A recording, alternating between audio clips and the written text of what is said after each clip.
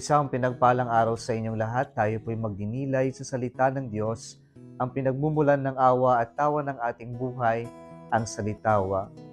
Dumako na po tayo sa ika-4 na araw ng ating simbang gabi o Misa de Gallio.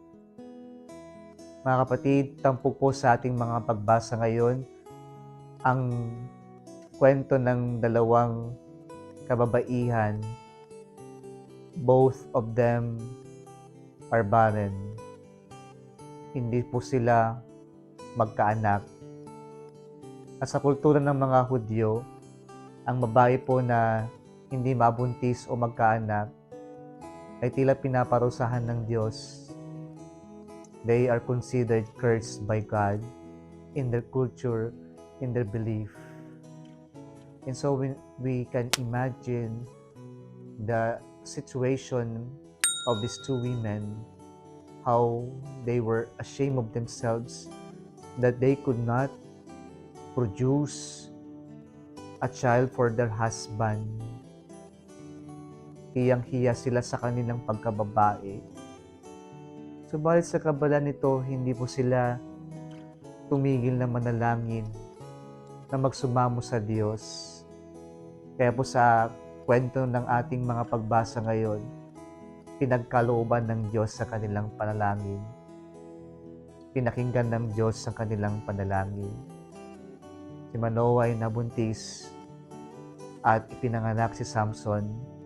Si Elizabeth ay nabuntis sa kabila ng siya ay barren at matanda na, at ipinanganak si Juan Bautista. What lessons can we learn from these two stories? My dear brothers and sisters, both stories happen in the context of prayer.